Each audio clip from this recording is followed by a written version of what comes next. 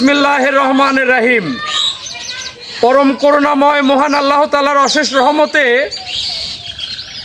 আজকে গয়েশপুর ইউনিয়ন বাবুলচরা ধুপাঘাটা রোডে আমরা দাঁড়িয়ে আছি, জয়নগরে।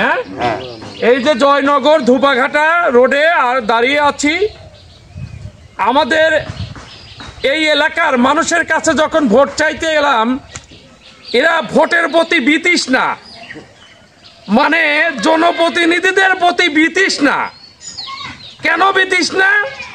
ভোটের সময় সবাই ভোট নিয়ে যায়, আর কাউকে দেখা যায় না, কাজেই আমি তাদের কথায় এত দুঃখ পেয়েছি যে না দাঁড়িয়ে আর পারলাম না।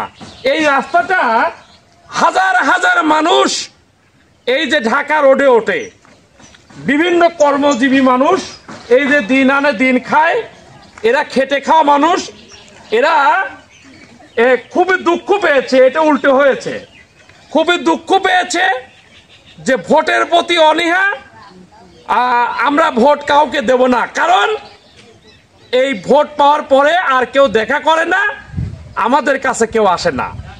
তো আপনি ভোট চেয়েছেন, আপনাকে ভোট দেবো ইনশাল্লাহ। আমি উপজেলা ভাইস চেয়ারম্যান পদে ভোট করার লক্ষ্যেই, ভোটে দাঁড়ানোর লক্ষ্যেই মানুষের কাছে ভোট চাওয়ার জন্য এলাম। তারই আলোকে এই রাস্তায় দাঁড়িয়ে আমি সবার দৃষ্টি আকর্ষণ করতে চাই যে এলজিডি, জেলা পরিষদ, উপজেলা পরিষদ, মাননীয় সংসদ, যারাই রয়েছেন সম্মানীয় ব্যক্তিবর্গ, ফ্যাসিলিটিস ডিপার্টমেন্ট, তাদের দৃষ্টি আকর্ষণ করব। এই সব গ্রাম থেকে গ্রাম অঞ্চলে আজকে দীর্ঘ 3 মাস ভোট চাওয়ার প্রাককালে যে সকল অবহেলিত অবকাঠামো আমার ফেসবুকে তুলে ধরেছি, জাহাঙ্গীর হোসেন ফেসবুক আইডিতে, এগুলো যদি কেউ ফলো করে সরকারিভাবে, তাহলে পুরা পাবনাবাসীর উপকার হবে ইনশাল্লাহ। আমি সবার দৃষ্টি আকর্ষণ রাখবো, এই রাস্তাগুলো, অবহেলিত অবকাঠামোগুলো তুলে ধরার জন্য অনুরোধ রাখবো।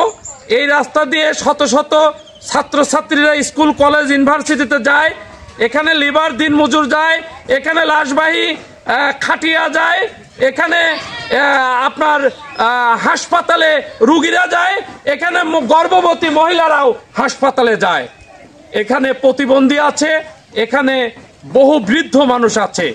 আমি সবার সুস্বাস্থ্য মঙ্গল কামনা করে শেষ করছি। এই রাস্তাটা কতদিন যাবত এরকম আপনাদের? কতদিন? 10 বছর, প্রায় 10 বছর। 2004 সালে একবার এই রাস্তা হয়েছিল।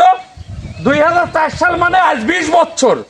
এই 20 বছর যা আপনি এখানে আসেন, এই 20 বছর এই রাস্তার অবহেলিত, এই যে ভঙ্গুর অবস্থা, আমি দেখাই দেই, এই যে ভঙ্গুর অবস্থা, এই যে রাস্তা, এই যে সবাই আমার দিকে তাকিয়ে আছে, এই যে মা বোনেরাও তাকিয়ে আছে, বহু মা বোনেরাও এখানে, এই যে সবাই শুনছে আমার কথা। এই দেখেন রাস্তার অবস্থা এত অবহেলিত। এই যে ছাত্র আছে, মাদ্রাসা ছাত্র আছে। তোমরা কি লেখাপড়া করো? হ্যাঁ, তুমি লেখাপড়া করো কোথায়? হ্যাঁ, সুফিয়া বেগম দাখিল মাদ্রাসায়। ভাই, এই রাস্তা কি সমস্যা, কি কোন? রাস্তাটা পুরোটাই ভাঙা, 2004 সালে রাস্তা আছে। আচ্ছা, আর এই রাস্তার কোনো আল্লাহ ভরসা, আল্লাহ ভরসা। আপনাদের কথা সবাই শুনলো, আল্লাহ ভরসা, দেখা যাবে ইনশাআল্লাহ। আসসালামু আলাইকুম ওয়া রাহমাতুল্লাহ।